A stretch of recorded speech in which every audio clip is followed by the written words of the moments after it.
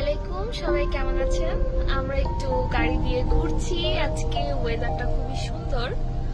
তো আমি চিন্তা করলাম আপনার ভাইয়ার অফিস শেষ হয়েছে, এখন আপনার ভাইয়াকে একটা সারপ্রাইজ দেই। আমি তাই বাসা থেকে কি কি নিয়ে এসেছি আপনার ভাইয়ার জন্য সেটা এখন আপনাদের দেখাবো। এই যে আমার ব্যাগ, এখন ব্যাগের ভিতর থেকে আমি আমার সারপ্রাইজের জিনিসগুলো বের করব। এই হচ্ছে চানাচুর এনেছি,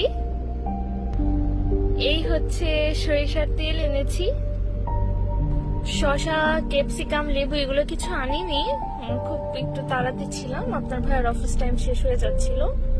তো আমি বাসে করে আপনার ভাইয়ের কাছে এসেছি। পেঁয়াজ আর কাঁচামরিচ কেটে এনেছি।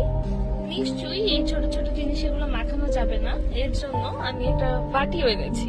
এই বাটিতে আমি এখন মাখাবো।